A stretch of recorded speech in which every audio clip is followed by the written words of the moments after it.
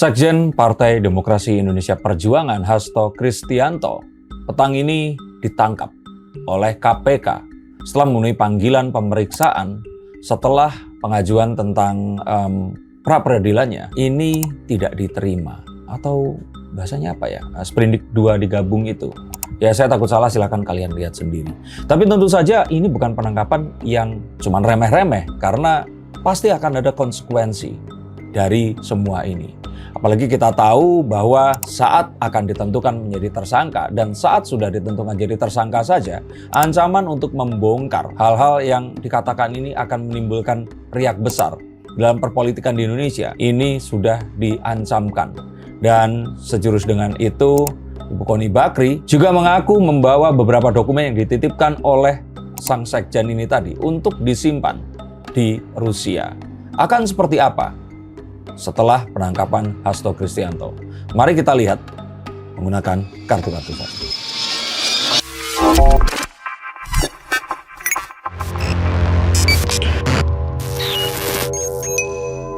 Halo Sainsikers, kembali berjumpa bersama saya Denny Darko. Tidak ada yang namanya misteri, yang adalah tanda-tanda yang kita semua coba untuk mengerti.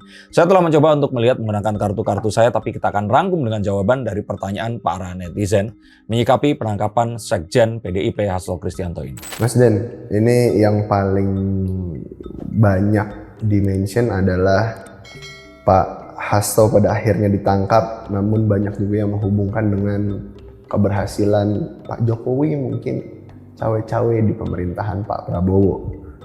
Cuman di satu sisi, apakah pada akhirnya sebelumnya Mas Denny Darko juga sempat bilang Bu Mega ini harusnya segera menyerah atau mungkin bertemu Pak Prabowo agar Hasto ini tidak ditangkap, tapi sekarang sudah terlanjur ditangkap. Lantas apakah memang ada peran besar seorang Pak Jokowi di sini atas penangkapan Hasto Kristianto pada hari ini? Saya jawab dulu, pasti ada. Tapi seberapa besar persentasenya, yuk kita akan coba untuk lihat. Dari kartu yang saya tadi coba untuk tebar, saya lihat bahwa kita tidak bisa terlepas dari narasi yang dihembuskan oleh PDIP selama ini yang menganggap bahwa penangkapan sekjen mereka ini atau pentersangkaan sekjen mereka ini adalah sebuah tindakan politik yang mempergunakan hukum untuk menghalalkan segala cara, karena dianggap Pak Hasto ini itu vokal terhadap Pak Jokowi, terutama di akhir-akhir menuju ke pensiunnya beliau ini. Bahkan serangan tersebut tidak terlihat berhenti, bahkan dilangsungkan oleh, ya kalau mungkin kita bilang Bu Mega, terus sekjennya ini Mas Hasto, di bawahnya ini pasukannya seperti Deddy Sitorus, Adriana Pitupulu, dan yang lain-lain ini kan nggak berhenti, tetap gencar menyerang Pak Jokowi. Mereka menganggap bahwa ini semua adalah konsekuensi mereka yang berani vokal terhadap hal-hal buruk yang dilakukan oleh Pak Jokowi menurut versi mereka. Yang padahal saya nggak bisa mengerti adalah mereka kan membersamai Jokowi selama 10 tahun. Mana mungkin mereka nggak tahu. Dan Pak Jokowi sebelum akhirnya memutuskan untuk mendukung Pak Prabowo dengan menjadikan Gibran ini sebagai calon wakil presiden, semua langkahnya saya pikir pasti sudah tergambar dan digambar juga bersama-sama dengan partai di mana beliau ini bernaung. Maka akan sulit untuk mengatakan ya ini politisasi, tapi politisasi dalam artian yang memang konsekuensi yang pasti akan terjadi. Jadi apa yang saya lihat bahwa kemudian beliau ini ditangkap, malah saya pikir ya ini menjadi satu cara untuk menguak semuanya. Dan kalau ternyata dari sini malah akhirnya nanti Pak Jokowi itu ya memang punya dosa atau salah, pasti kan Pak Hasto akan bernyanyi kan. Jadi kalau saya pikir penangkapan ini adalah berkah untuk masyarakat Indonesia. Tapi jangankan setelah ditangkap atau pas diperiksa ya, Pak Hasto ini juga pas digiring ke rutan aja udah minta keluarga Jokowi diperiksa gitu. Berarti apakah ini juga menguatkan pertanda yang tadi Mas Den bilang bahwa Iya, jelas. Apalagi ada dokumen yang katanya ditaruh di Rusia itu. Tapi yang sekarang itu saya prihatinkan di sini adalah mereka ini berteriak tentang ini adalah penyanderaan politik. Tapi mereka melakukan hal yang sama dengan mengatakan bahwa kalau nanti sampai saya nanti ditahan, saya akan bongkar semua. Yang artinya kan apakah memang dugaan menghalang-halangi penyelidikan dan menutupi kasus dengan sebuah penyanderaan itu adalah style yang digunakan oleh ya perserikatan ini gitu loh. Saya nggak tahu, orang kan jadi akan menduga-duga hal sedemikian gitu. Apakah ini cara mereka selama ini? Dan kita kemudian akhirnya dengan ini semua terjadi, di luar saya adalah orang yang ya jelas mendukung Pak Jokowi, tapi saya pun juga kalau Pak Jokowi memang punya salah, silahkan diadili. Dan kalau Pak Hasto di sini memang ternyata bisa membuktikan bahwa Pak Jokowi juga bisa ditersangkakan dan bisa diadili, bisa juga ditahan, ya silahkan. Karena di mata hukum, bahkan presiden sekalipun, itu berhak untuk juga diperiksa. Namun di satu sisi juga nggak mungkin juga Pak Hasto ini kalau kita bilang ya saat bernyanyi tentang mungkin dosa-dosa Pak Jokowi jika memang ada, tidak mungkin juga tidak melibatkan orang PDIP jauh lebih banyak lagi dong. Pasti kan ada yang lain juga akan terseret. Ya Bandung Lautan Api, kita nggak bisa terus yang kita bakar cuma fasilitas Belandanya aja. Terpaksa satu kota harus dibakar. Dan makanya saya akan katakan, mungkin kita bahas di konten lain, ini hashtag PDIP gelap, bukan Indonesia yang gelap. Karena setelah ini, Bu Mega akan diuji keputusannya dan harus mengalahkan satu orang yang paling powerful yang pernah ada dalam hadapannya, yaitu dirinya sendiri. Dia harus mengalahkan egonya untuk bernegosiasi atau yaitu tadi sekalian Bandung Lautan Api. Tapi apa yang akan terjadi? Itu tetap menguntungkan masyarakat Indonesia. Tapi menurut Mas Dede Darko juga, apakah memang kan sempat juga disinggung oleh Mas Dede Darko di konten sebelumnya bahwasanya ini juga bisa jadi salah satu taktik atau mungkin cara dari seorang Pak Jokowi menegosiasi Pak Jokowi atau Pak Prabowo ini untuk adanya negosiasi dengan Ibu Mega. Namun hari ini juga tidak ada itikat untuk negosiasi ya, dan pada akhirnya Hasto ini ditetapkan jadi bukan ditetapkan jadi tersangka, ditahan dan pakai baju orange seperti biasa. Akankah berarti dalam waktu dekat ini bisa saja Bu Mega langsung bertemu dengan Pak Prabowo atau ya bersama dengan kabinetnya untuk bernegosiasi, atau justru menurut timestamp dari konten-konten YouTube yang saya saksikan, Mas Hasto saat saya membuat konten ini ditangkap sekitar 1 jam yang lalu atau 2 jam yang lalu.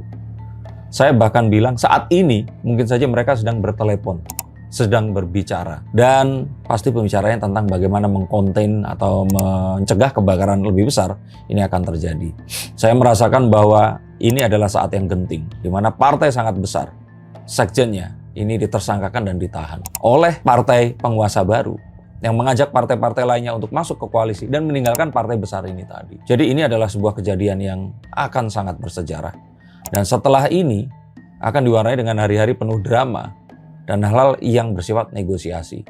Saat semuanya tenang, itu bukan berarti tidak terjadi apa-apa. Saat itulah yang paling mengerikan, karena saya pikir pembicaraan ini pasti akan terjadi. Dan sulit untuk tidak mengaitkan ini semua dengan demo Indonesia Gelap. Ada sebuah teori yang mengatakan bahwa operasi untuk menyebarkan grafiti adili Jokowi ini diduga dilakukan oleh Partai Demokrasi Indonesia Perjuangan atau oknumnya. Dugaannya begitu.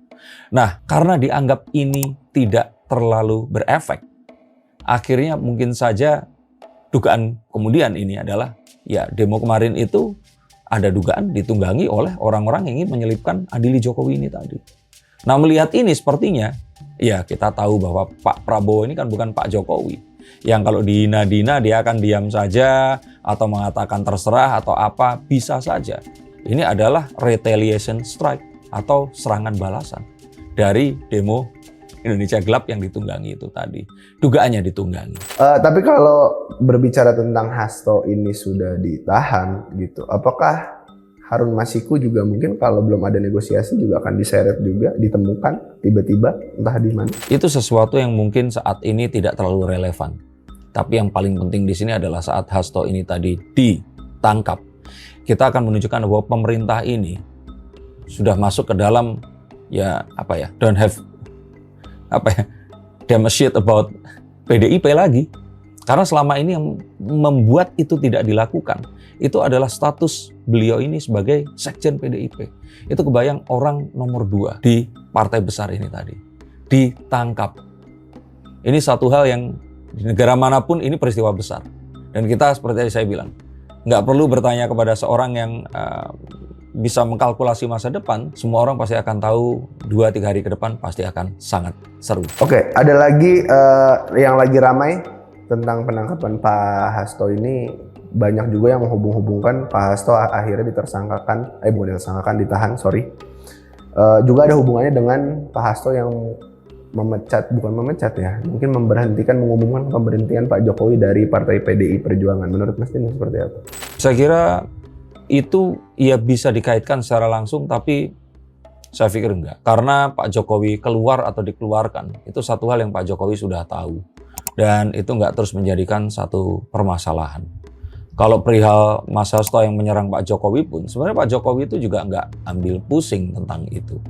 Tapi yang saya curigai di sini itu adalah, ya walaupun ini dibantah oleh beberapa petinggi elit PDIP, di mana Mas Hasto ini dianggap memberikan bad influence kepada Ibu Megawati Soekarno Putri dan menganggap bahwa saat mungkin relevansinya lebih kepada saat Mas Hasto ini tadi dikonten atau dikurung, Bu Mega ini akan lebih bisa diajak berkomunikasi. Tapi dalam kondisi seperti ini, apa sih keputusan yang mungkin Bu Mega akan ambil menurut Mas Dindar?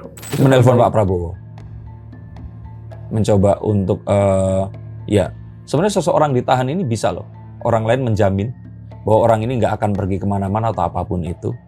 Nah, kalau yang menjamin ini adalah mantan presiden, pasti kan bukan kaleng-kaleng. Tapi KPK kembali di sini, kita belum tahu nih.